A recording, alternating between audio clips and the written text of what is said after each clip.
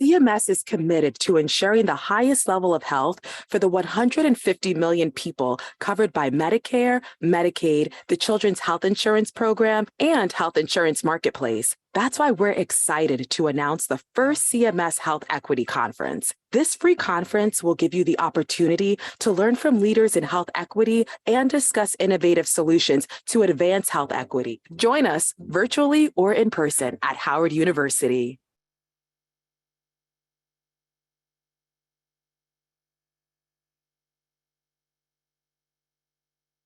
Good morning, and thank you for weathering the fog.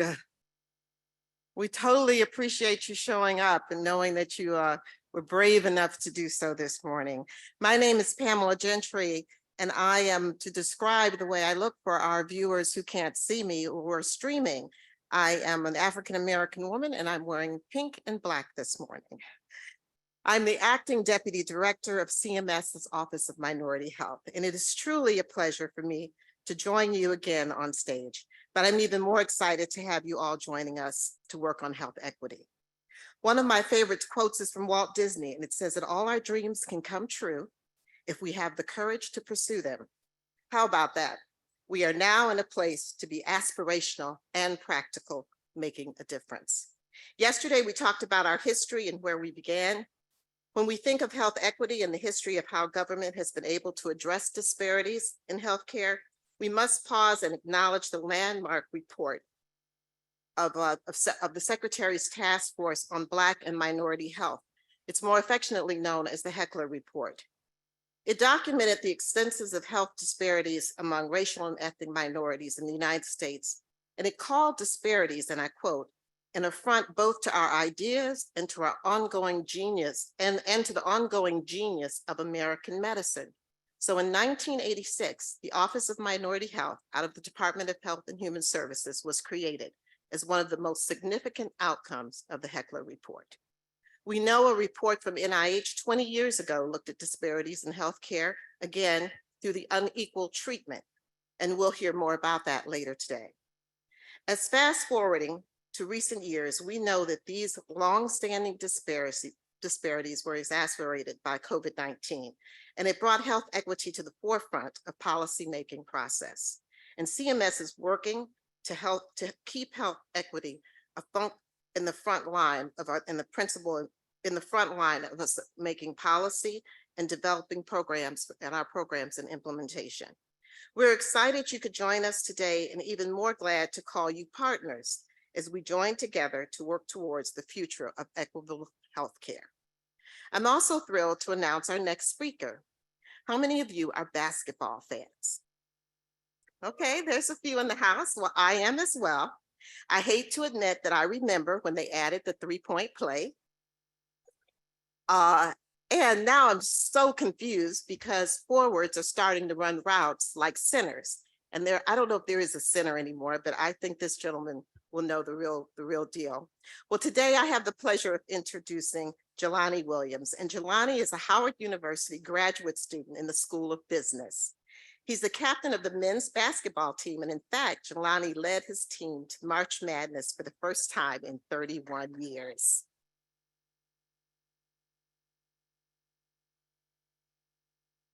Jelani isn't just leading the basketball team on the court, though. The team coach challenged them to advocate for a topic of importance, and the team picked Black maternal health. As you all know, maternal health is part of the administrator's strategic plan, and disparities in maternal health are tragically extensive. You heard about that in our panel yesterday. I'm proud to learn of the work the players are doing in the community, and I'm proud to welcome Jelani Williams to the stage.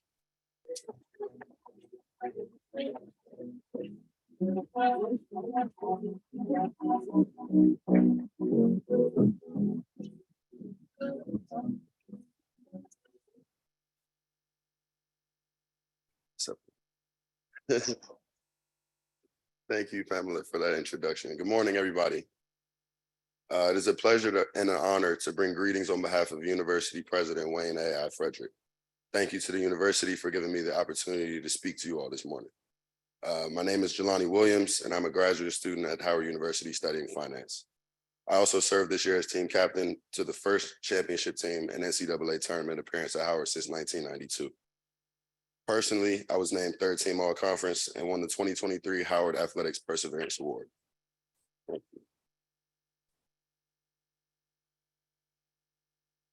Even with all of the individual and team success that I was a part of this year, I'm most proud of my team's accomplishments off the court.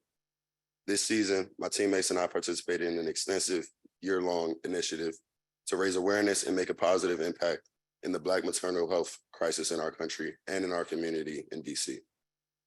My teammates and I participated in multiple days of service in the nation's capital at Mama Toto Village, a local organization centered around supporting the health and wellness of Black mothers and children, as well as at the DC Diaper Bank. We were also able to provide scholarship money to a young mother right here on campus who was struggling to balance the birth of her newborn daughter with the pursuit of her undergraduate degree at Howard. With our help, she was able to return to Howard and will complete her studies and be able to move on with her daughter. The room we are in is filled with a lot of medical professionals and people in the industry. Each of us are here in an effort to create solutions that push the medical industry to a place of safety and comfort for those that it has been historically unsafe for. I'm sure that many of us are aware of the statistics and facts around the Black maternal health crisis, so I won't get too deep into the weeds on that. Rather, I ask that we look at the issue of Black maternal mortality and the broader issue of health inequities as a human rights issue and not a statistical phenomenon. I'm not a healthcare professional, nor am I preparing to enter the industry. My teammates and I took on this project at the beginning of the year because it is of personal importance to us.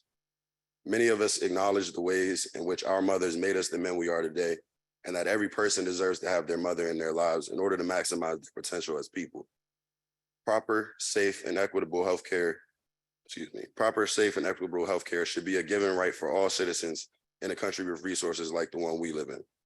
It shouldn't be unsafe for any woman or birthing person to undergo the processes that keep the human race going. I challenge you all to keep your loved ones and close friends in mind as we search for solutions to the nation's health issues and inequities, as health affects us all in our abilities to live promising lives and to contribute positively to society. In closing, I would like to thank you all again for giving me the opportunity to speak to you this morning and to the university for allowing me to represent its ideals of truth and service, not just today, but throughout my time here on campus. I hope that my words here today leave us all with a sense of motivation to make the healthcare industry a safer, more equitable place for those that need it most. Thank you for your time.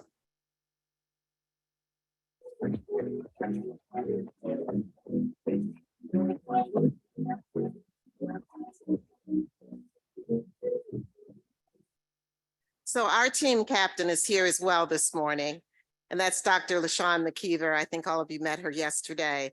We're so pleased that you're all here, and we'd like to welcome LaShawn back to the stage to kick the rest of the day off. Thank you. And thank you, Jelani.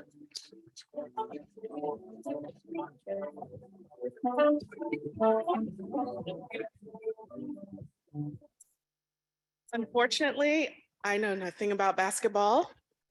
If it were the Howard football team, maybe, but I'll start by saying thank you to Jelani for that incredible presentation. And we're so glad that you were able to join us today, not only as a student of Howard University, but also as someone actively joining us in our efforts to address health equity. So thank you so much.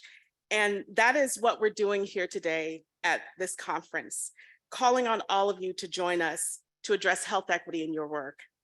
As Pamela mentioned, my name is Dr. LaShawn McKeever. I'm the director of the Office of Minority Health, and I am truly honored to lead this work on behalf of CMS.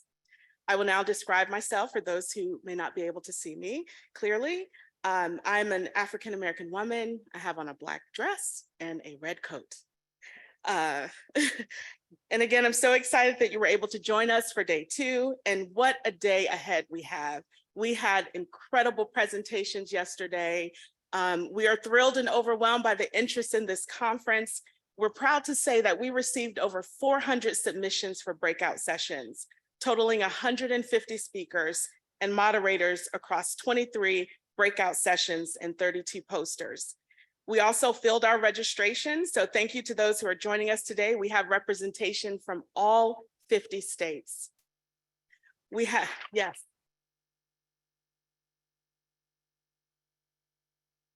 We had over 760 people, 670 people registered to attend in person to help us fill this beautiful ballroom. And gathered with us today are members across HHS and other federal departments, healthcare providers, those working in our hospitals, our federally qualified health centers, researchers, academics, community groups, and other advocates. So on behalf of all of CMS, we welcome you and we thank you for the time that you're spending with us today to help advance equity. Yesterday, we heard about where we have been and some of the advances that we've made. And we heard examples from across the healthcare system about how to address disparities. Today, we're going to take a few minutes to recap on the past, to show how far we've come, and then focusing on our future.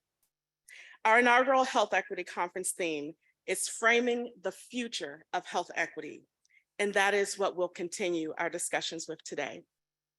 Yesterday, we highlighted that CMS has been focused on health equity, making it the first pillar of the CMS strategic plan and working to implement all five priorities across each CMS program and policy, whether it's Medicare, Medicaid, CHIP, the marketplace, the Innovation Center pilots and waivers and quality and more. Every corner of CMS is working to consider equity impacts on their work. And today, we wanted to give you a few minutes to hear directly from leadership across CMS. I am delighted today to be joined by my colleagues, and I will mention them in the order that they'll be entering the stage. So Dr. Dora Hughes, who is our Chief Medical Officer in the CMS Innovation Center, Dr. Doug Jacobs, who's the Chief Transformation Officer at the Center for Medicare, Jean Moody Williams, the Deputy Director for the Center of Clinical Standards and Quality, and Jeff Wu, Deputy Director of the Center for Consumer Information and Insurance Oversight. So please join me on the stage. Thank you.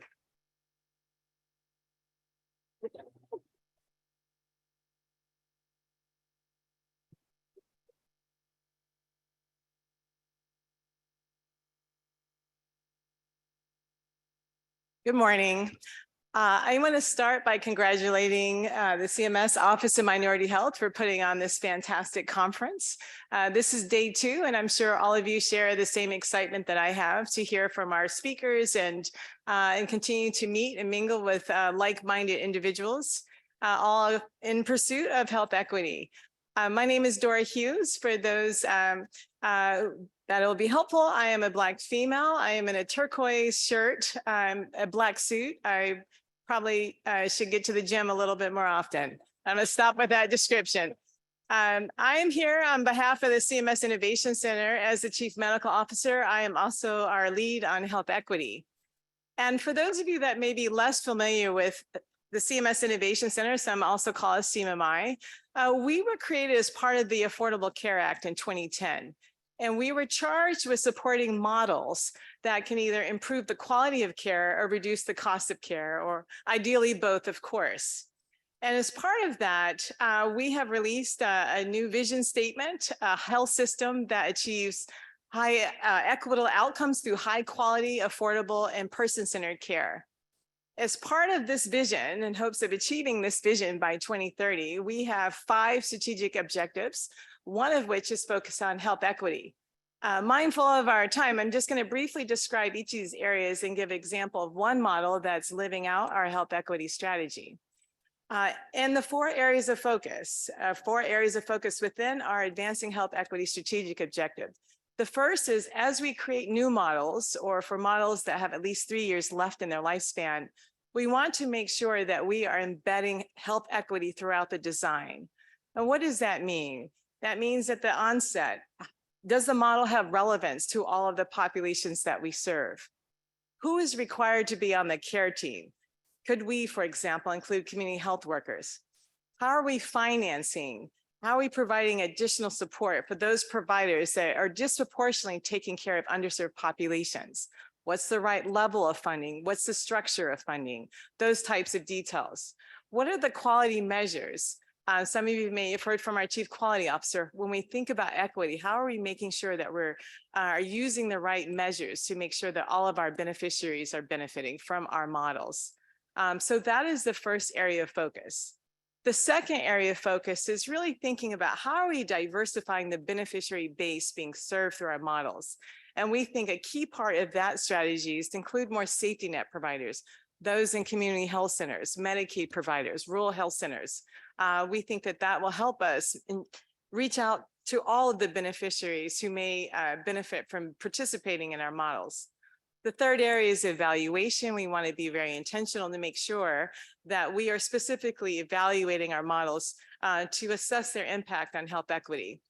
And the fourth area, data, which is really the linchpin across all of the other areas. We are increasingly collecting more socio-demographic data. So data for racial and ethnic groups, those defined by sexual orientation, gender identity, those in certain geographic areas, on people with disabilities. We want to make sure, again, that as we are investing more in underserved populations, that all underserved populations are benefiting. So if across those four areas, again, embedding health equity in our model design, including more safety net providers, evaluation, and increasing our data collection for all demographic groups, and also by social need when we can, that we think that we will achieve our strategic objective. As part of, as an example, one example, we will be launching our Enhancing Oncology model in July of this year, EOM. And there's a number of robust, it's a pretty robust package of health equity provisions as part of the model. At the outset, I would say that even as we were conceptualizing the model, we thought about which cancers have relevance to certain disparity populations. Therefore, colorectal cancer, multiple myeloma are among the cancers that we're targeting in this model, both of which disproportionately impact the Black population and other populations of color. We're also providing an enhanced population-based payment. We call it the MEOS, the Monthly Enhanced Oncology Services Payment, for those providers that are taking care of a disproportionate number of underserved beneficiaries, defined by those that are dually eligible for Medicaid and Medicare, and those living in certain deprived areas as measured by the Area Deprivation Index. We are requiring health equity plans. We're also requiring demographic collection and screening for health-related social needs. And we also are looking at those that were applying in real time so that we could push out information, try to recruit from across different areas to make sure, again, we had broad representation. So I'm very proud of the work that we've already been able to do. And I would, if you want more details, I would advise that you look at my Health Affairs blog, May 11th. This is a shameless plug, will admit, but it really goes deeper into some of the work that we're able to do. And we hope that you will partner with us in these efforts. So thank you so much.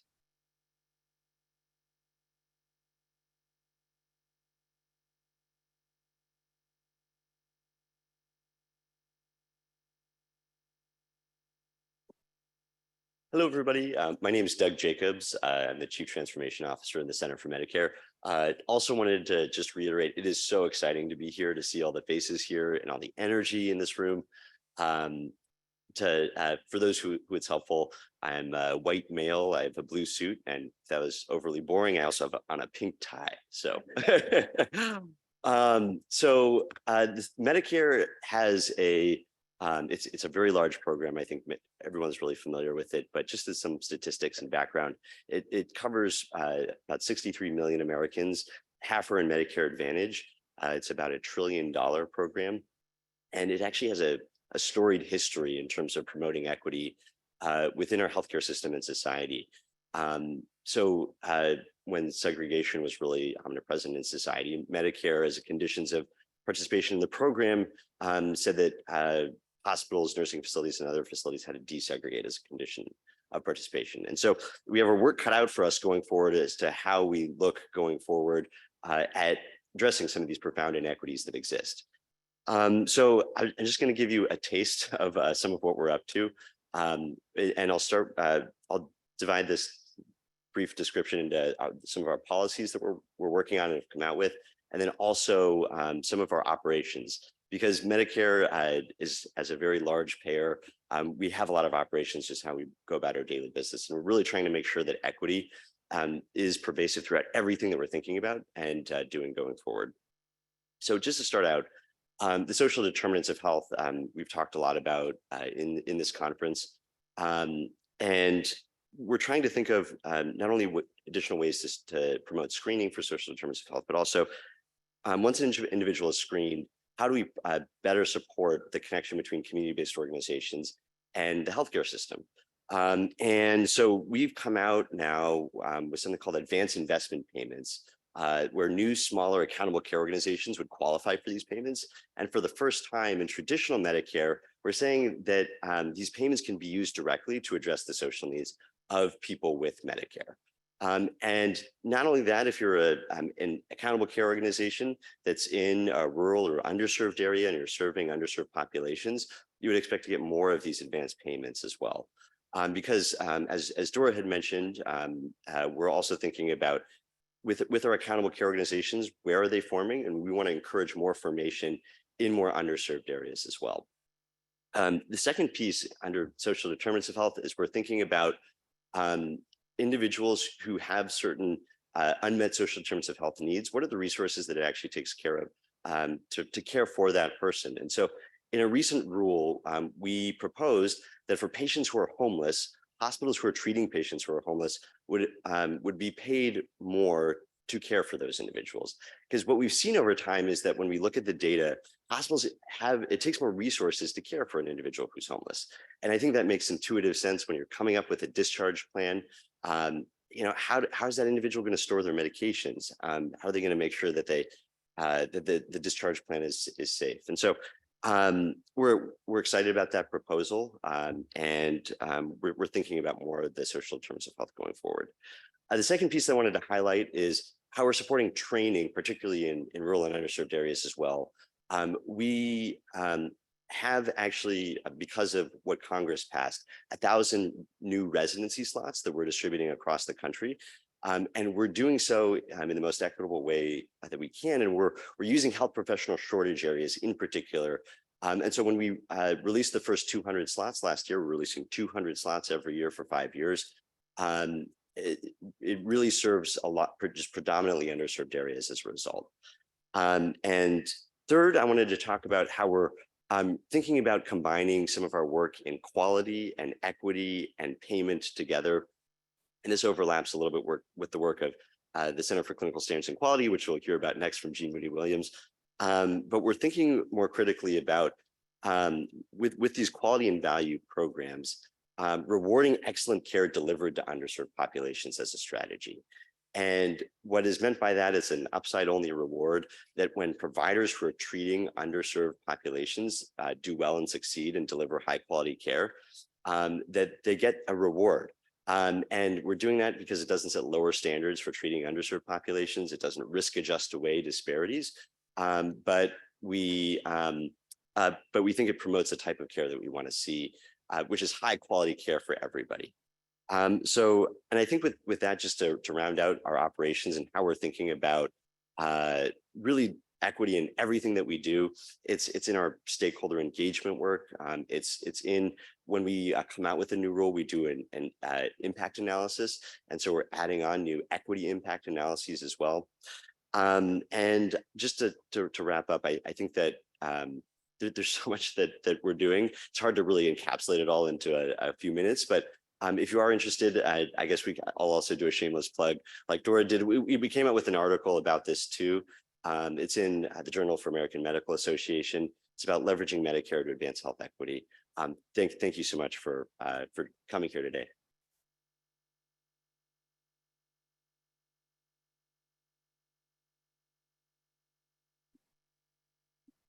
Good morning, everyone.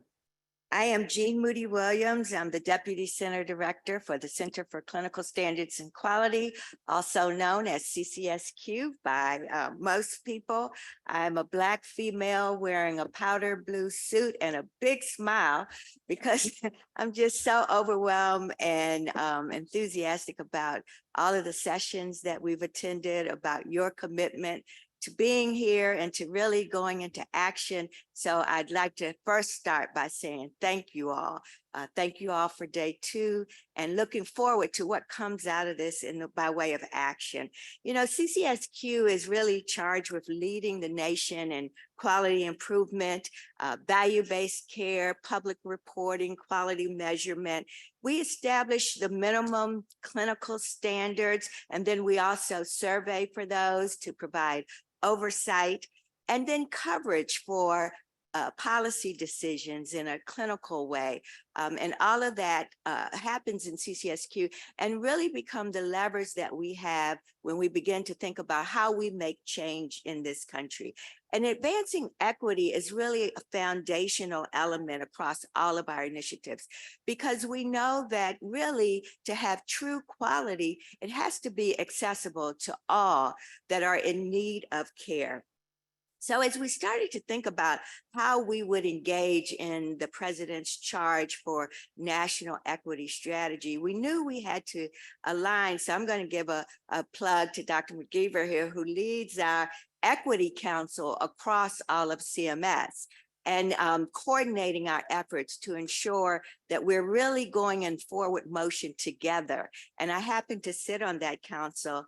And from there in CCSQ, we developed our working group that then reports up. We have divided our work really into 4 main categories, where we have a health equity quality incentive initiative, where we are assessing our conditions of participation and our guidance to make sure that they're in alignment and really promoting equity. Deploying our quality improvement networks. We have quality improvement organizations and the end-stage renal disease networks, as well as other quality entities which we contract with, and then evidence-based coverage decisions. In 2022, we launched the CMS National Quality Strategy, and it really focuses on a person-centered approach in which equity is embedded across all of the aims and has its own particular aim as well. We're looking from across the continuum, from home and community-based services to long-term care, and all in between, and incorporating equity into every one of our value-based care programs. We started with the inpatient prospective payment system with a structural measure that looks at quality in various domains, including data collection, data analysis, quality improvement, and leadership engagement, because we believe that really is important that their governance start. We've been giving confidential feedback reports to hospitals, and we are going to do that to other settings as well. We've introduced quality measures, which we screen to see if facilities are screening for social determinant of health needs and incorporating that into their care planning, and how many are screening positive. We're also working to close the loop, because it's one thing to screen for that, but then what are we doing about it? And we're working with you to develop those measures. We talked a lot yesterday about our maternal health measures. And another very important topic is organ transplantation. There are many disparities in this area, and we have an organ transplantation affinity group working along with HRSA to ensure equitable access to organs. In our coverage determinations, we are ensuring that we heard from the FDA yesterday about the work they're doing to encourage the underserved to participate in clinical trials. We're doing likewise, working with the FDA. And one of the things that we had responsibilities that we lead is as we look at the post-pandemic, how are we building resilience in the workplace so that the next time, and there will be a next time, we'll be better prepared. We will soon be releasing the results of a staffing study, because we've seen that poor staffing results in poor outcomes, and that generally results in our underserved areas. And so we are pulling every lever that we have to ensure forward movement. And again, I thank you for all you're doing. Please keep the comments coming, because that helps direct our next steps. Thanks.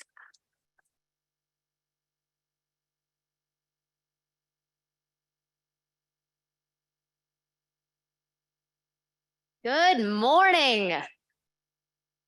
My name is Aditi Malik. I am the daughter of Indian immigrants, so a South Asian American female. I'm wearing a coral colored dress with a black blazer, and I too share Jean's smile. Very, very excited to be here with you today. And congratulations again to all of our colleagues in the CMS Office of Minority Health for this fantastic gathering. And thank you all for joining us both in person and virtually. I'd like to take a few minutes to share with you how we think about equity in the CMS Center for Medicaid and CHIP Services, of which I am the Chief Medical Officer. At the start of this administration, our team laid out a strategic vision for Medicaid and CHIP that included 3 goals. 1 was coverage and access, 2, health equity, and 3, innovation in whole person care. And I will tell you now, 2+ years into doing that work together, we realize, not surprisingly, that equity is not a standalone activity. It's really an ongoing, intentional commitment to do better in both our policymaking and in our programmatic work. And I'd like to take the opportunity to share with you some of the headway that we've made, but also to reiterate to you that we are on a journey not yet at our destination. And all of your partnership and engagement is really critical in helping us get further along in that journey. First, coverage and access. There is ample evidence showing that coverage is really foundational to health equity. It is, in fact, one of the most effective policy interventions at reducing health disparities. As the COVID-19 public health emergency has now expired and the continuous enrollment provisions have ended, states are now resuming the work of eligibility determinations, known affectionately as the unwinding. And there is a very clear imperative to center health equity in that effort. We know, based on recent data, that in 2020, the Medicaid and CHIP programs collectively covered 55 million people of color and 93 million people in total, I will say, as of earlier this year. And in total, in the year 2020, that 60+% of child enrollees in the program were from communities of color. Making sure that every American has access to healthcare coverage is a top priority for us. So for those that joined us in the maternal health session, if you hear me say nothing else, please let it be this, that this is an all hands on deck moment to make sure that eligible people can retain coverage or have access to coverage for which they are eligible, be it Medicaid, separate CHIP, or other forms of coverage like the healthcare marketplaces. And if you're sitting there wondering, what can I do from my vantage point to help advance that? I encourage you to check out medicaid.gov/unwinding. But there are anything you can do to help get the word out so people know to check their mail, submit renewal forms, and help people in the renewal process will be helpful to the millions of people that stand to have coverage transitions before us. In that same vein around coverage and access, we are also making it easier for people to be eligible and stay enrolled in the program through our proposed rules on eligibility and enrollment. And when folks are in the program, to have access to the range of services that they need to stay healthy and get well. And that includes recent notices of proposed rulemaking, that came out at the end of April, called the Access and the Managed Care Rules. Those comment periods are open until the first week of July, so I encourage you to check them out. And as Jean said, I will echo, please do share your comments with us because it helps to shape the policies in the programs. And in those same rules have proposed provisions to ensure that beneficiaries and enrollees, have their voices heard and listened to by their healthcare providers through things like beneficiary advisory groups and advisory councils. We've also worked to advance policies that promote coverage for historically underserved communities, including individuals who are pregnant and postpartum, individuals transitioning back into the community from jails and prisons, connect children from Black and American Indian and Alaska Native communities, and people with disabilities living in home and community-based settings. Shifting gears now, and again, conscious of time, so you have time to hear from my other colleagues as well, a bit about innovation and whole person care. We know that siloed care delivery perpetuates healthcare disparities. We are working hard alongside our colleagues in CMS, federal partners, state partners, and with all of you to advance policies that allow for greater access to behavioral health services, including in school-based settings, through the expansion of community mental health clinics, through the expansion of mobile crisis services, and ongoing support to really help bring mental health to parity with physical health. Things like coverage of peer supports, e-consults, and guidance to states on how to really do right by children in the program who have a core entitlement called EPSDT, or early periodic screening, diagnosis, and treatment. And then lastly, to echo my colleague, Dr. Jacobs, we too have taken a look at the social determinants of health and health-related social needs in recognition of the fact that those health-related social needs underpin and drive, in fact, a majority of clinical outcomes, far more than clinical care does. And am delighted to share with you that just in the last few years, we've made real headway in advancing both the screening for health-related social needs, as well as the actual coverage of services to address those health-related social needs, things like housing instability, nutrition insecurity, through coverage of services like short-term post-hospitalization housing, medically tailored meals, home-delivered meals for at-risk populations in a number of states that have come forward to CMS to partner with us in those efforts. So I'll close by again saying we are in fact on a journey, not yet at our destination. And thank you to all of you for being partners in this work.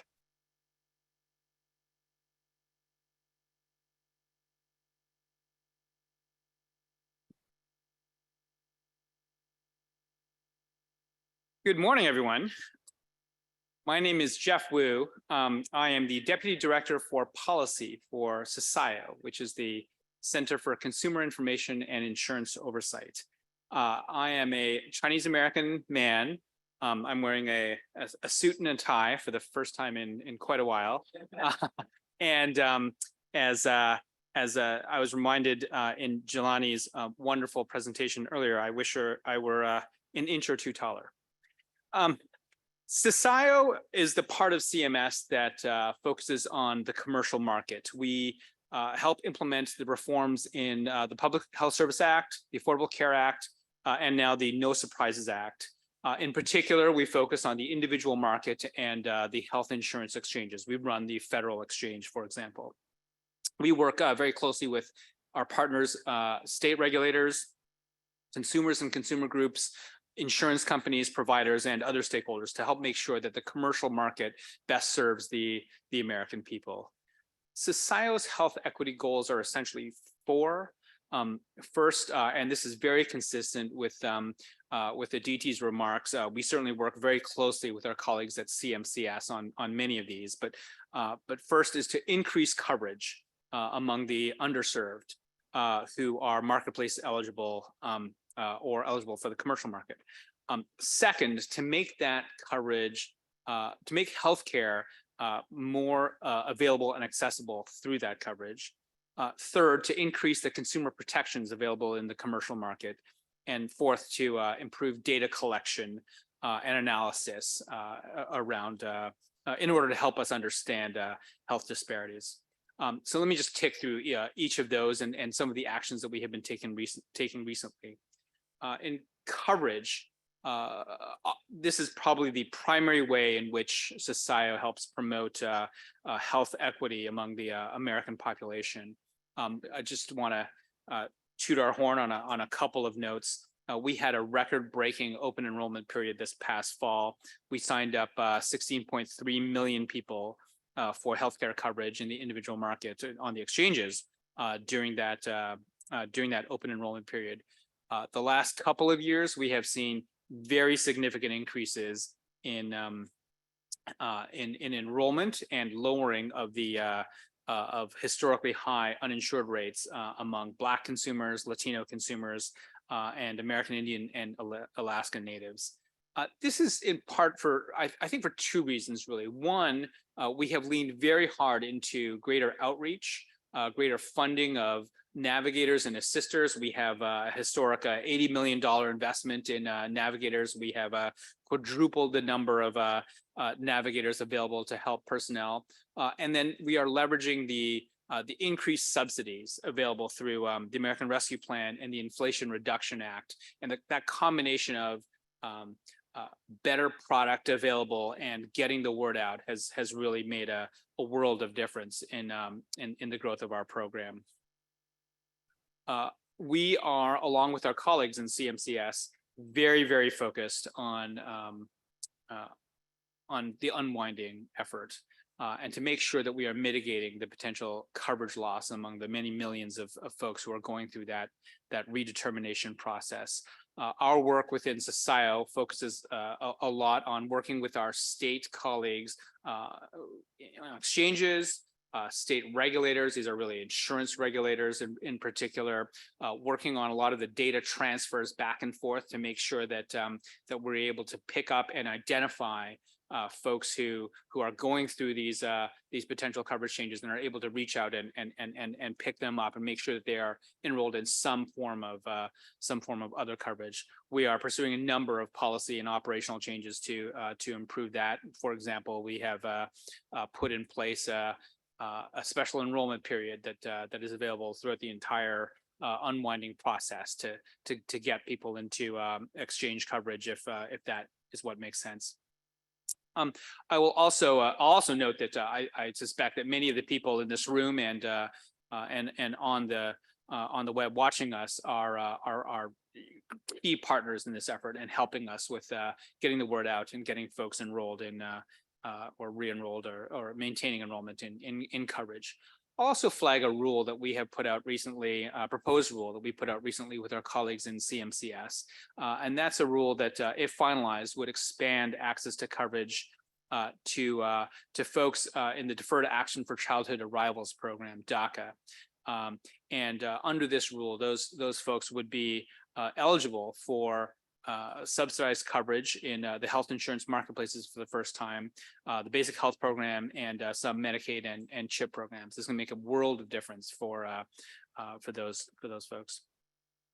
With respect to access, and there's a breakout panel, I think, later today in which a number of my SSIO colleagues will be participating, where we'll really talk through a number of these items. But there's a big focus that we have within SSIO the last couple of years on network adequacy and really working to improve networks in commercial coverage, and particularly federal exchange coverage. That is a multi-year process, really working closely with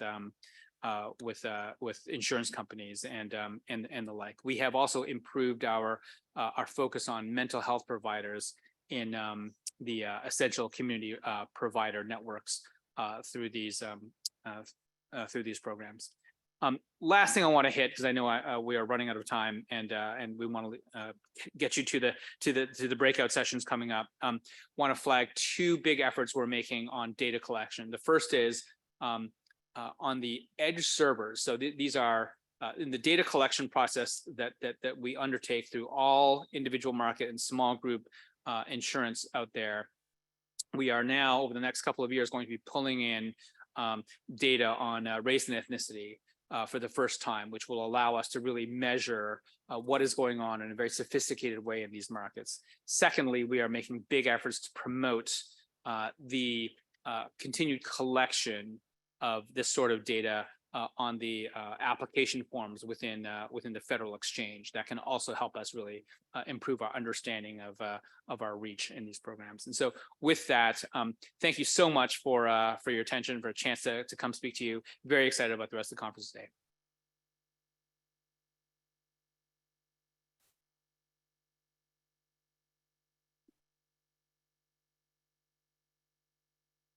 Thank you to my colleagues from CMS.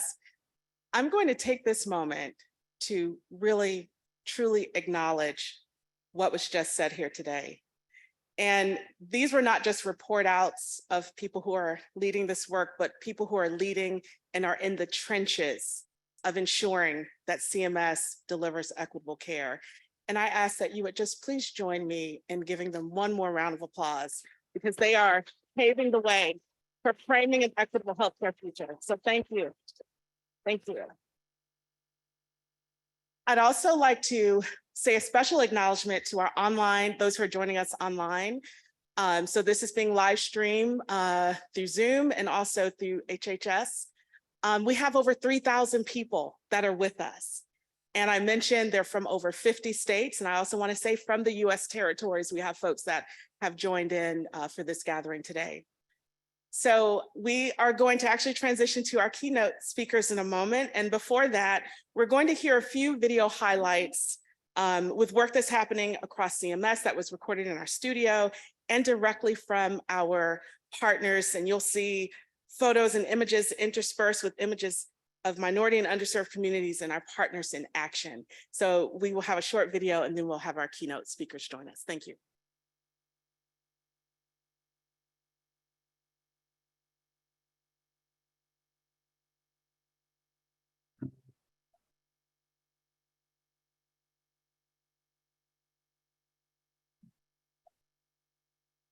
We are living in a historic time. The entire country is focused on understanding how do we remove barriers that impact millions of Americans. Given CMS's role in the healthcare system, it is critically important that we do our part to advance equity and remove barriers to care for those who are in our health insurance programs. CMS plays an important role in driving health equity across communities in the United States, but we can't do this work alone. CMS is committed to working with partners, organizations across the industry, the people we serve, and other stakeholders to shape the future of health equity data and ensure equal opportunity to health for all individuals and communities that participate in CMS's programs. To achieve health equity, CMS continues to explore where disparities in coverage and access exist and adjust policies to optimize health equity. Data can tell a story, but if the data is incomplete or unaligned, the story is also incomplete. To work to advance health equity, we must improve our data, especially our health equity data. CMS intends to move forward with our future vision for health equity data by collecting new health equity elements, aligning standards, implementing health equity scores, and providing industry with the tools and access to data needed to further drive health equity goals and actions. Data should inform everything that we're doing. What that data has been, though, has not exactly been reflective of, or at least kept up with, the pace that society has been moving forward as we approach these sort of issues. And so what we're seeing in the world of data is this move towards being more inclusive of these, because being more inclusive means that we will have better methods of tracking that, of identifying information that is specific to those communities, identifying gaps, identifying needs, identifying barriers, all of that specific to these individuals that have been marginally included at best in the past. That'll provide a more holistic picture. There's a lot of problems with their access to medical treatment. There's a lot of sometimes cultural barriers where they don't see themselves in the people that we have in hospitals or clinics, and so they don't trust them. There's a lot of potential problems with trust, but it's always a little easier when you actually have somebody that looks like you, that can understand you, where you're coming from. I think that what we're really trying very hard to do is, educate the workforce so that they also can go back to their communities and make sure that they give the people what they need and basically obliterate health disparities. We are in the right path on getting more of these students to the workforce so that they represent their communities, that they treat their communities. We want to encourage them and make sure that they think of themselves as those leaders that are going to change the face of health in those populations and in the US as a whole. I think that you always have to have an optimistic view to the world and really see that even in crisis, there is opportunity. But I am optimistic, partly because at this moment, we're at our lowest uninsured rate where we've been. We have new benefits to talk about, particularly in the Medicare program, where drug coverage is going to be more affordable than ever. So there is a lot to do and a lot to be excited about. And so, yes, I'm excited about our future, about our ability to continue to tackle the longstanding disparities in our healthcare system.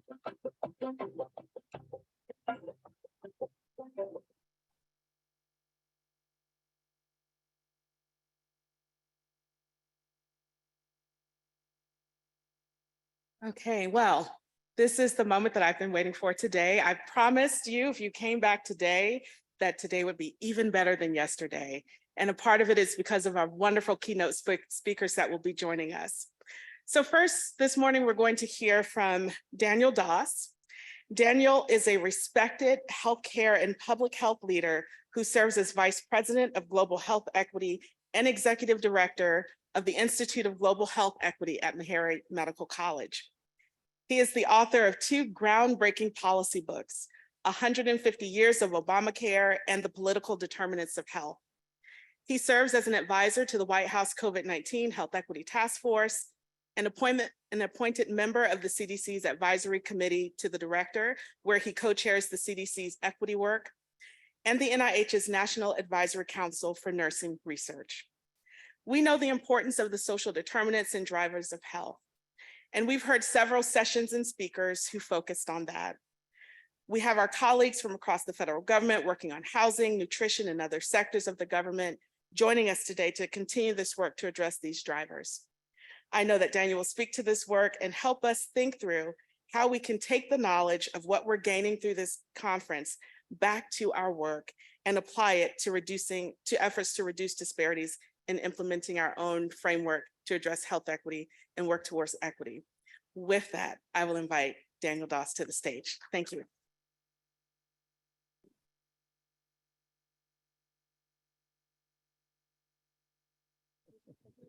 Oh, thank you. Good morning, everyone. Good morning. It is so wonderful to be with you all today. And of course, I want to thank you, Dr. McKeever, for that very kind introduction. It is certainly an honor when Dr. McKeever introduces someone I highly respect, and I want to thank you for your leadership, your outstanding leadership over the years in our movement to advance health equity. I also want to thank the incredible team at CMS for hosting this health equity conference and for leading from the front lines, not the sidelines on this critical issue.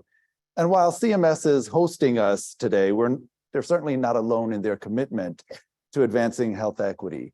One of President Biden's earliest actions was signing an executive order advancing health equity, and he has certainly further strengthened the whole of government response to health inequities by signing a second executive order. So I want to commend all of HHS for following the charge. And I also want to recognize just very quickly someone else who has dedicated his career to following that charge. And of course, I'm speaking to Dr. Brian Smedley, who is also a very dear friend and mentor, a trailblazer in our health equity movement. So I'm delighted to share the stage with you today, Dr. Smedley. You know, we are so close to achieving a more equitable tomorrow that I can basically taste it. I can practically taste it. How many of you can say that? Yes? Come on, no? Oh my God, a pessimistic group. I thought there was a lot of optimism in this room. We can practically taste it. We are too close to give up now because we are in the United States. We are in a period, right, that has a long and storied health equity focused endeavor history. And so today presents us with an opportunity to author a transformative and resounding success story in this chapter of our shared history. But that chapter will only be written if and when leaders such as yourselves take the time to fully understand our history, appreciate the moment that we're currently living in, and chart a path forward. Can you get my clicker to work? Hold on. Next slide, please. Sorry. But with that in mind, let's take a look back at that shared history that I just mentioned. When I think about the long arc of health policies that concretized health inequities in our country, I go all the way to the beginning.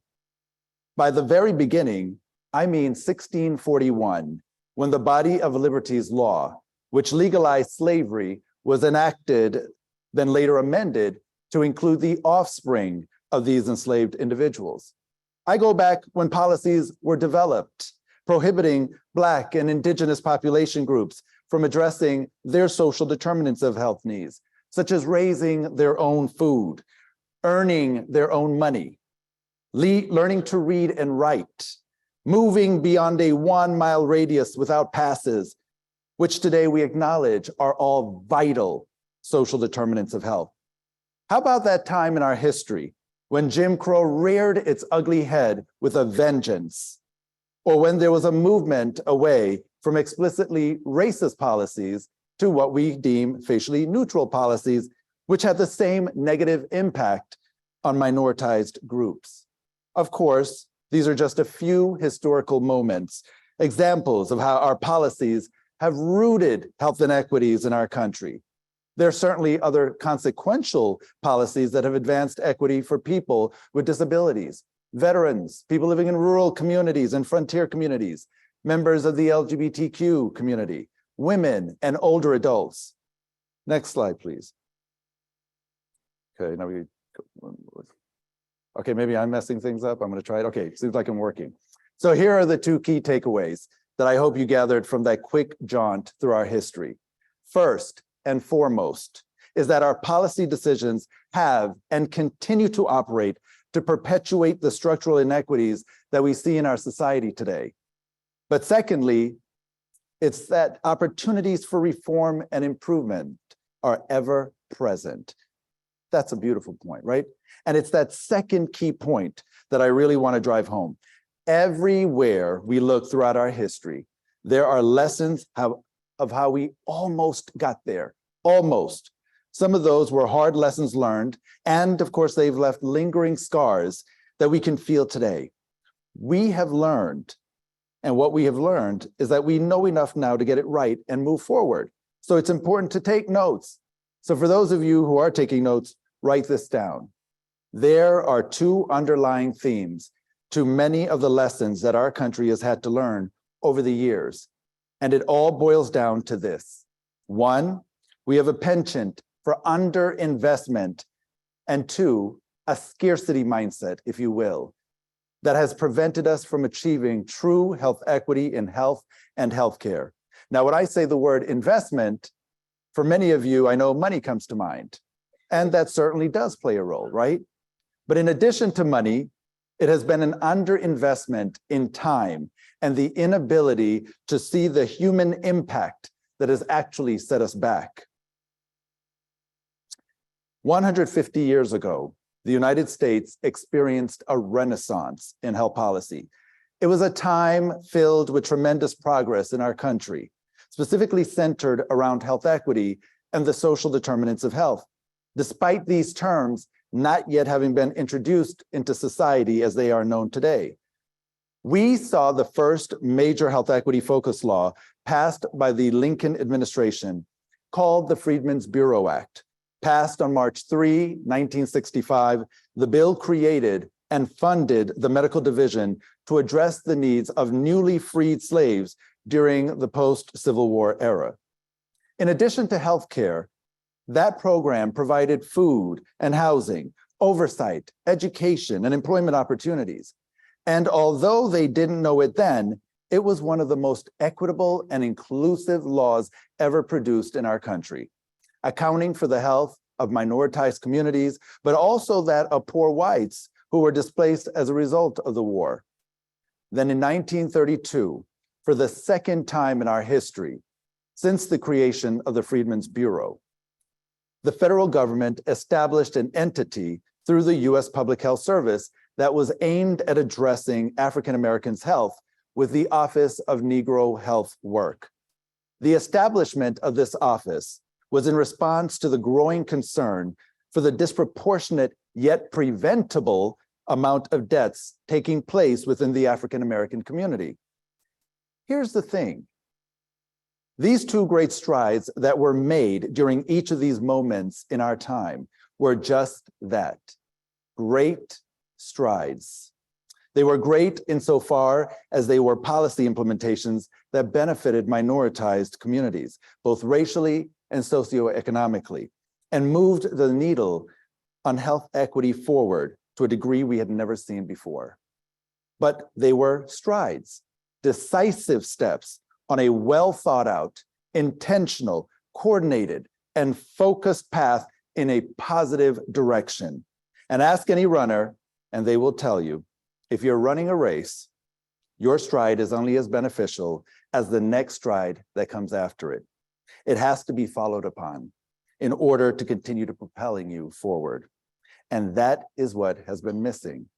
The truth is, those efforts that I just talked about were prematurely terminated or underinvested in. We did not give them enough money or time to prove that they could help the people they were designed to help. A few examples of this are when the Office of Negro Health Work was disbanded less than 20 years after it was established.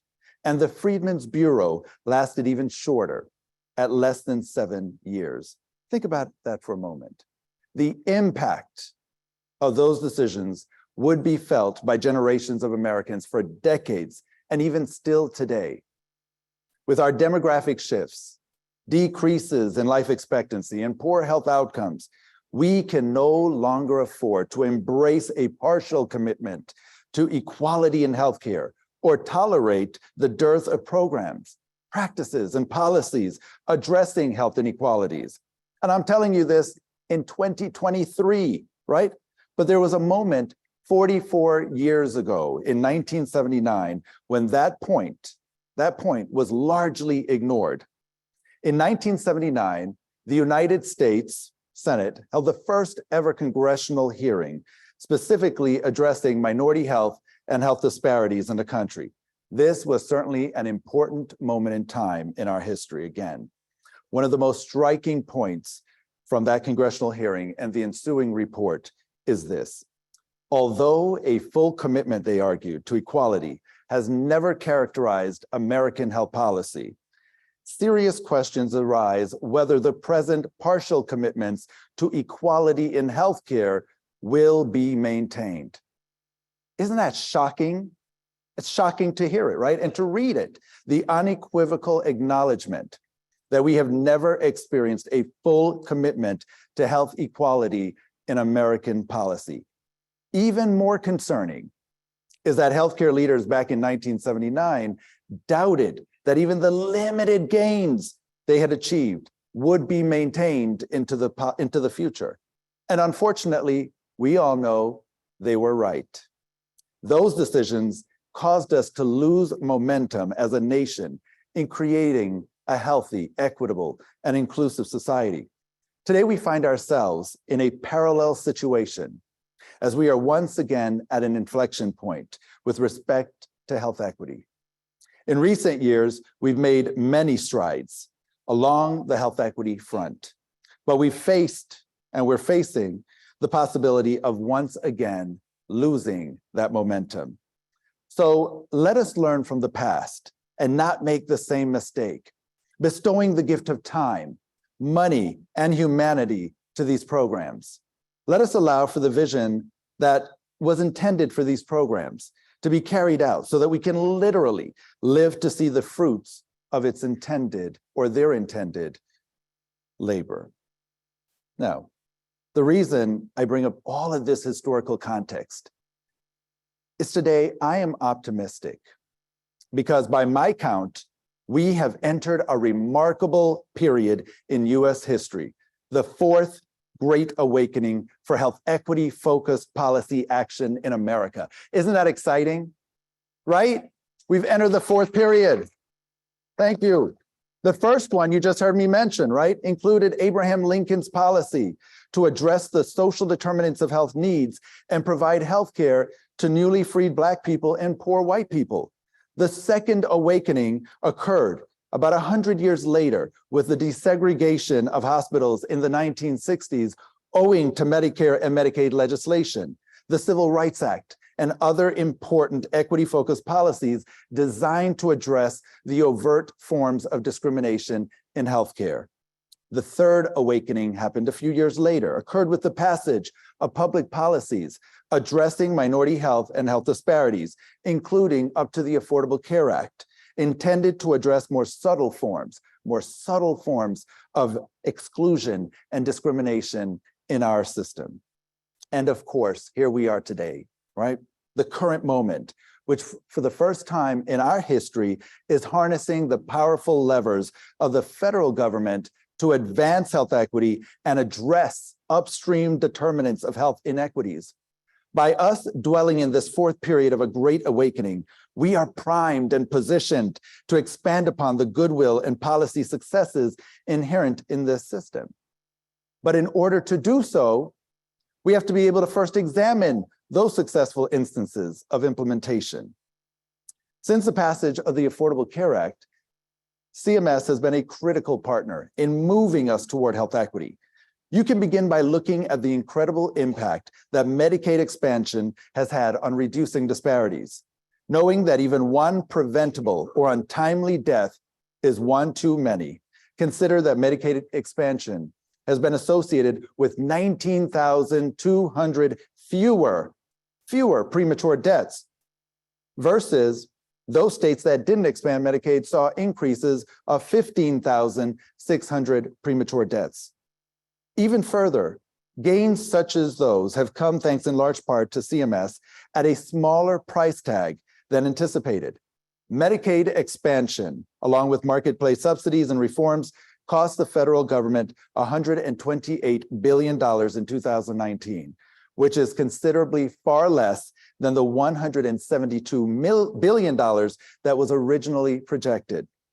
Or because I know that there is no equitable future without first caring for our children today, we can look at the CHIP program and see the successes realized over the past few years. We have seen insurance gains among pediatric and adolescent cancer patients following ACA implementation, with greater gains among racial and ethnic minorities and those living in lower income communities. And of course, we know the list goes on, with the positive examples of incremental changes and hard-fought wins. But as history has shown us, those successes will not last unless we continue to advocate for them. Even today, in the shadows of these successes, lurk any number of issues that are still negatively impacting minoritized groups. Just last month, a study published in JAMA found that Black communities in America experienced an excess 1.6 million deaths compared to the white population during the past 2 decades. And comparatively, another study determined that in 2018 alone, society paid the price of $238 billion for failing to achieve health equity and allowing Black people to die prematurely. And we know that our country simply cannot afford health inequities, as the inequities in the US health system are currently costing us, just for the 5 costliest diseases currently, right? Costing us $320 billion. As we become a more racially pluralistic society, that number is expected to increase to $1 trillion by 2040. Think about that, 1 trillion just for the 5 top diseases. We haven't included the rest of them. And unfortunately, I could spend the rest of my time highlighting study after study that has put into statistics and graphs what this word cloud on the screen shows. But I would argue that we've laid the groundwork for a solid foundation to build upon, or an infrastructure for hope. While we've seen the rise of the role of race norming and race-based algorithms, ethnic adjustments in clinical settings give way to inequitable outcomes. And while data collection has for far too long been a tool of discrimination by omission, there have been many interventions implemented across the healthcare and health policy continuum in hopes of advancing health equity. Just in 2022, the Biden administration proposed an update to the Affordable Care Act to address discriminatory medical algorithms. And large tech companies have been partnering with historically Black colleges and universities to launch inclusive and equity-centered data platforms. And even awareness about racial and ethnic health inequities have been heightened and deemed a major public health crisis by many of the nation's leading federal, state, and local healthcare leaders and policymakers. These, and of course, many other examples show that we have the infrastructure and the capacity for hope, which means that now is not the time to give up. Now is really the time to press forward and not regress. There is a better way. The road to health equity is paved with the determinants of health. Everyone here understands almost intrinsically what the social determinants of health are. And I will be the first to stand up and say that being able to name and acknowledge those social determinants is a vital first step. But if we are ever to move beyond nibbling around the edges of inequities and actually achieve health equity, and do so with sustained investments, we have to move upstream to the political determinants of health. Recent research shows that downstream interventions, which focus on change at the individual level, are more likely to increase health inequality than are upstream interventions, which focus on social change or policy change, which is precisely why I urge you all to look and move upstream to those political determinants of health so that we can use this fourth period of a great awakening and done what has never been done before: enact lasting and meaningful change. When I mention the political determinants of health, I'm focused on those actual levers that can effectuate change. Let me give you one example that highlights the potential of political determinants of health to transform policy: obesity. Obesity is a disease that contributes to many comorbidities, is exacerbated by many of the social determinants of health that we think of, and disproportionately impacts individuals of color. It's the perfect test case because our country has certainly been battling that for many years. In the 1960s, roughly 13% of people were considered obese by the CDC, but recent figures now show that the current national obesity rate is closer to 43%. In 2001, my dear friend and mentor, our 16th Surgeon General, Dr. David Satcher, in his Surgeon General report, called attention to obesity. And here we find ourselves in 2023, still discussing whether or not to classify obesity as a chronic disease and what levels of access to obesity-fighting treatments are available to certain types of people. Those limiting decisions, how to classify the disease and who gets access to the treatments that will fight it, are the very political determinants of health that have the capacity to effectuate significant and lasting change. But that is just one of many examples, all of which follow a similar roadmap to health equity. We must first name the issue, determine the limiting obstacle, and then fight ardently to overcome it and not backslide. Because it is my hope that if you leave today's talk with one thing, it is that the path to health equity should be a one-way street that we all get on, and don't let up off the gas until we reach our destination. While that is my hope and prayer, I hope that it is one that I know that it is one that will not be accomplished by all of those under the sound of my voice right now. I know that these efforts require collaboration and co-laborers because we all know the business that we work in. To address this unfinished business of healthcare and move the dial of health equity to a meaningful degree, it is certainly going to take greater action from all of us, harnessing the power of collaboration with communities disproportionately affected. If we don't break the cycle of insufficient investment and time, we will continue to reap what we sow. I know what I'm advocating for may seem somewhat daunting, but that has never stopped the American spirit. It took us 382 years to concretize these inequities. I know that they won't be undone overnight, but I also know that they will never be undone if we don't fully commit to investing. We are too close to fail. We need more time to let these programs thrive. We are too close to fail. We need more investments to support these endeavors. We are too close to fail. It is simply not in our American nature to give up on something as important as the health of our country. We can do this, but together. Thank you all so very much for the privilege of your time.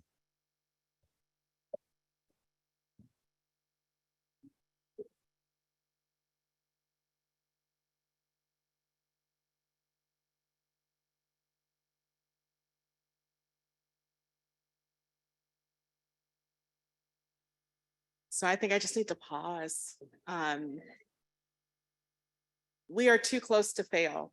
Thank you for that framing, Daniel. That was a very powerful message. And, we said today was about the future and understanding how the past has impacted where we are today and where we're moving towards. And so thank you so much for setting that tone. Now I am also very excited.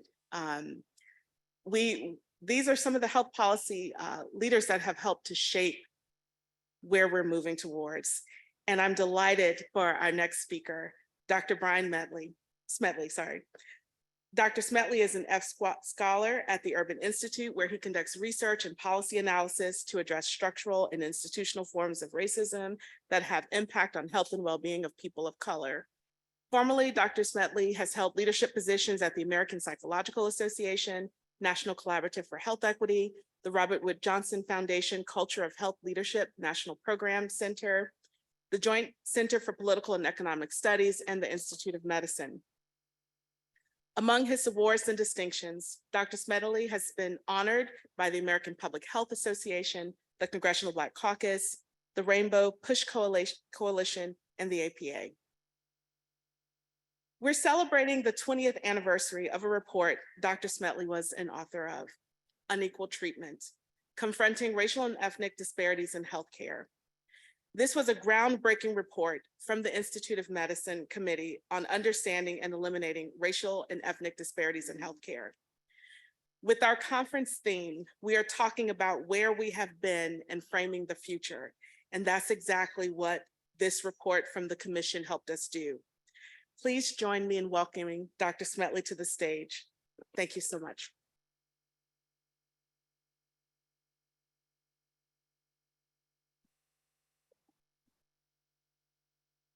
Well, good morning. Thank you so much for having me at this important conference. I too want to thank CMS's leadership. You all are rock stars and you are doing amazing work. Thank you so much for inspiring all of us. What happens in CMS affects the entire healthcare ecosystem. So really grateful to hear about the exciting work that you all are doing.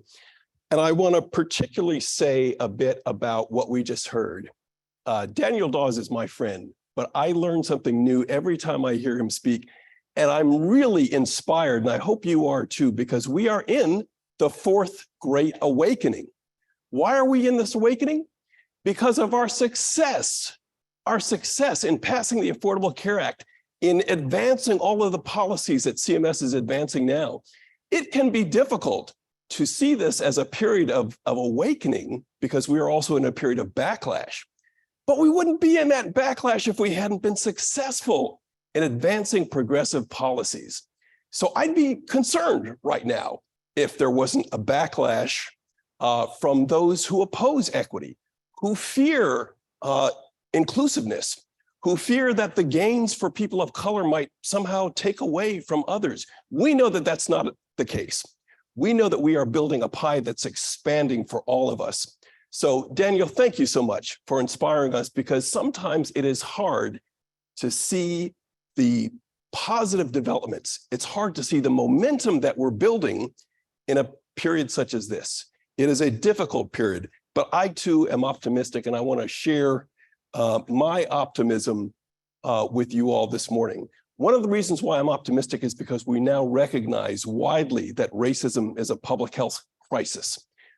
This would not have been possible without all of the work that we have collectively done to elevate this as a political determinant of health, to understand how racism infects our thinking, how it infects our systems, our structures, because of course racism goes beyond how individuals think. So we're now, as part of this fourth Great Awakening, understanding how racism has helped to infect our healthcare systems from the inception. So we've got to understand how to address that. So we are in a period of challenge. It's been 20 years since the Institute of Medicine Unequal Treatment Report. And don't take it from me, take it from our colleagues at the Agency for Healthcare Research and Quality. While the overall quality of healthcare in America has improved, these stubborn racial and ethnic inequities in the quality of care persist. Of course, we also see barriers in accessing care, barriers in terms of getting appropriate, culturally humble care and the outcomes of that care. But AHRQ has shown through its recent research that progress has been only very, very modest for people of color relative to the white population. In the 2021 National Healthcare Quality and Disparities Report, AHRQ laid out a number of quality indicators and looked at trends over time and how we've been doing as a nation in terms of providing a high quality of care, an equal quality of care for patients of color relative to white patients. And as you can see here, the number and percentage of quality measures for people of color relative to the white population has largely remained the same, and in some cases has worsened in the 20 years since the Unequal Treatment Report has been released. This is pretty shocking and striking because, of course, we've known about why these inequities persist and we know what to do about it, but yet somehow we have lacked the political will to fully address these challenges. So we know that there are many barriers to advancing equity in our healthcare systems. As someone who's observed these trends over some years, I think there are 5 areas where we can do better in terms of making progress and to begin to recognize the structural factors, the structural racism embedded in our healthcare systems. The first is separate and inequitable healthcare systems, what some have called medical apartheid. People of color do not have access to the same high quality services, hospitals, and healthcare facilities and providers as white patients. And we know that this is due to a wide variety of factors: residential segregation, differences in the trustworthiness of these institutions, but also structural forms of racism that pose barriers at many different steps, many different levels for people of color attempting to access high quality care. I'm going to say more about this in a second. We still have the problem of tiered health insurance, despite the many gains of the Affordable Care Act, right? Many more millions of Americans now have affordable coverage, but yet within that population of covered individuals, we know some folks have Cadillac level insurance, some folks have Pinto level insurance. Do you remember the Pinto? Some of us do. So that problem persists, and people of color are disproportionately concentrated, of course, in the Pinto level insurance. Third, we still have the persistent problem of clinician biases, stereotypes, and prejudice. I'm going to say more about this. But again, what's striking to me is despite our knowledge of how biases, even biases that we are not consciously aware of, infect the clinical encounter, despite that knowledge, these problems are persistent and stubborn. I'm going to talk about some of the evidence that biases persist. Fourth, as was mentioned, race-based clinical decision supports and algorithms. We're finally seeing some traction to begin to dismantle these algorithms, which are fundamentally rooted in antiquated notions of supposed biological or genetic differences between so-called racial groups. And then finally, a persistent lack of diversity among our healthcare professionals, I think, continues to impede our progress toward advancing care. I'm not here to advocate that every patient see a provider of their same racial or ethnic background. That's not going to be possible. The numbers don't allow it at this time. However, we know that we need to increase the diversity of our provider population to increase choices for patients. And evidence is now showing that that benefit extends broadly to populations. I'm going to talk briefly about that benefit. First, medical apartheid, separate and inequitable care for patients of color. My colleague at the Urban Institute, Anuj Gangopadhyay, and his colleagues have extensively studied differences between patient safety measures for Black and white patients using hospital discharge records from a large number of states. They found that Black patients experience higher rates of adverse patient safety events, and over half of their patient safety measures. For over 80% of patient safety measures, Black patients were significantly less likely to be admitted into hospitals classified as high quality hospitals. Again, this is one of those structural factors. Yes, individual bias can play a role, but the policies and practices of our institutions contribute to this problem. This same team has found that these patient safety indicators are showing racial inequities. Black patients are more likely to experience higher rates of adverse events, even within the same hospitals and health systems. So we have evidence of these inequities both within the same hospital systems and across hospital systems. So clearly, structural and institutional factors are playing a role. Tiered health insurance. We know that people of color remain, despite the Affordable Care Act, disproportionately and underinsured. And I want to quote the unequal treatment report here, because this is a section of the report that I think unfortunately got very little attention, but it remains true today. Quote, medical care financing arrangements should discourage fragmentation of healthcare provision into separate tiers of providers who adhere to different standards of care and disproportionately serve patients of color. That remains the reality of our healthcare systems today. Tiered systems produce different standards for different patients. Racial bias among healthcare providers. Again, this is a problem that we've known about extensively for some years, but yet this problem persists. One systematic review of 15 studies measuring implicit biases and health outcomes confirmed that healthcare providers hold the same level of implicit bias against Black, Latinx, and Native persons than white persons. So you're all familiar with the implicit association test, correct? If you haven't taken it, please do. If you Google implicit association test, you can take that test. It'll take you 15 minutes because it's important to learn about the automatic association that we make between demographic categories such as race or gender or other factors and attributes that we assign to those groups. Another systematic review of 37 studies confirmed that there's substantial evidence of a pro-white or light-skinned bias among healthcare providers in a variety of different settings and levels of training. So healthcare providers, it turns out, are human beings like the rest of us. All of us harbor biases. That's not to excuse them, but rather illustrates the importance of being aware of those biases to help mitigate them. I'm still stunned by this particular study. A recent study in 2017 found that over 70% of white medical students and residents believe that there are biological differences in pain perception between Blacks and whites. This may be behind the disparity in the kinds of pain treatments that patients of color receive relative to white patients. Black patients on average are less likely to receive as intensive pain treatments as white patients.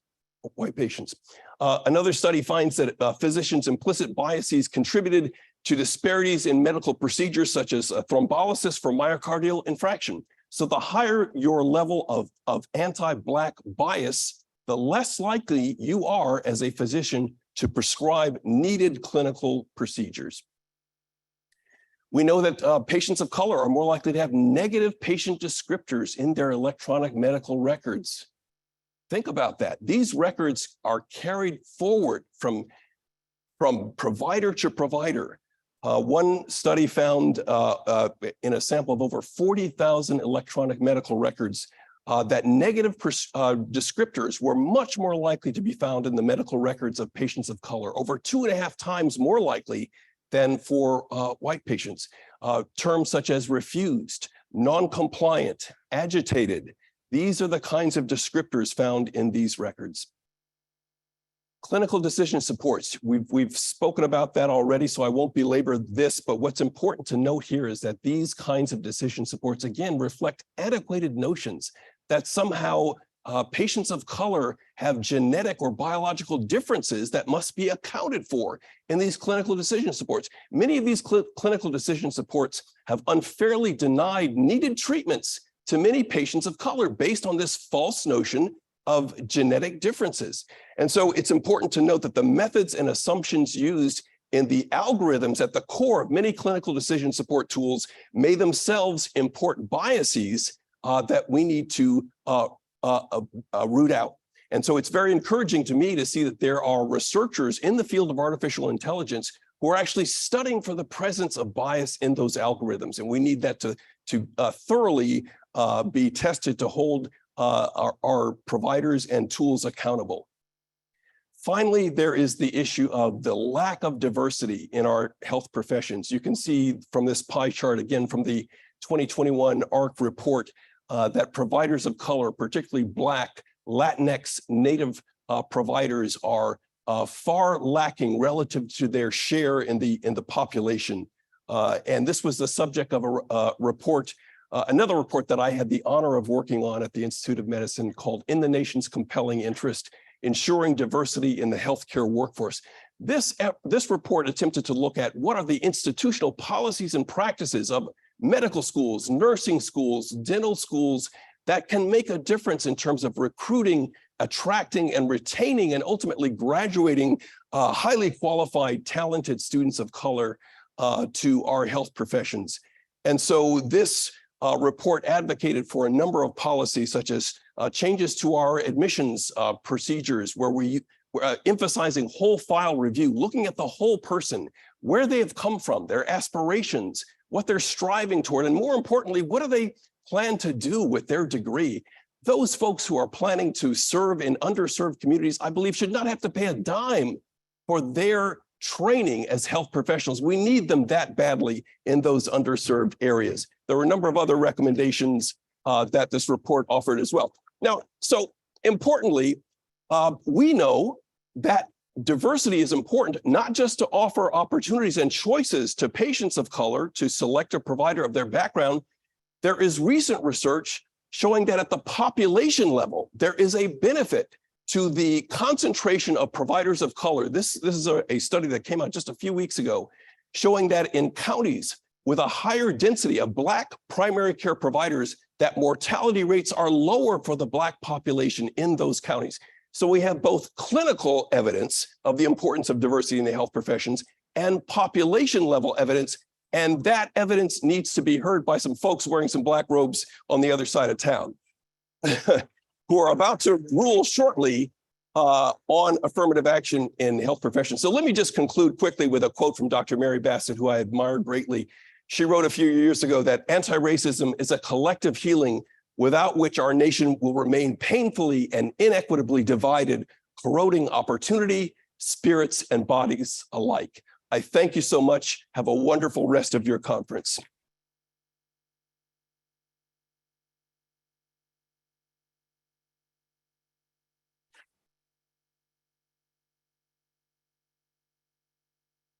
Thank you, Dr. Smetley. We have a lot of work to do. We have a lot of work to do. I appreciate our speakers this morning. If you can join me in giving them another round of applause. Thank you so much.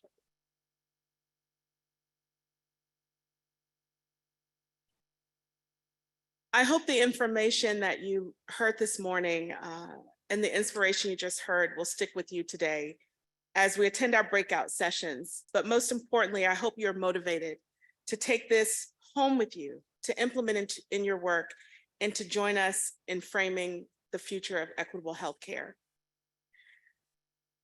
I'm going to pause and just take a moment because this is history, right? So we're in a historic time. Unfortunately, at the moment, the air quality index is at a dangerous level. As we know, there's some alerts that are in our area. And so, as you heard from Admiral Levine yesterday, she spoke about the rising challenges of health equity and climate change, as well as the importance of caring for yourself. So we want to remind you, for those that are here in person, that we are offering a shuttle to the parking lot. We do have several boxes of masks located at the registration desk and around the building should you need them. So we just wanted to make sure that you all are taken care of while you're here during the conference. During the lunch hour, we will set up the ballroom with tables so that you can eat inside instead of outside today. Please take care. So now we're going to transition to our breakout sessions. We're going to push them back to a start time of 10:55. As a reminder, most of the sessions are in the hallways on the first floor, but please note the recreation room, where I'll be speaking shortly about the CMS diabetes strategy, is all the way downstairs on the lowest level of the building. And if you need any help finding breakout rooms, please look for someone with a blue staff ribbon on their name tag. In addition to our breakout sessions, we encourage you to spend some time with our federal partners who are behind the curtain in the back of the ballroom. And with their showcase, as well as our posters that are in the Hilltop area. I will see you again today at closing, and we will stream the closing remarks directly to your final breakout session, so you won't need to come back to this room. With that, I hope you enjoyed this morning session. There's much work to be done, and we are too close to fail. So thank you.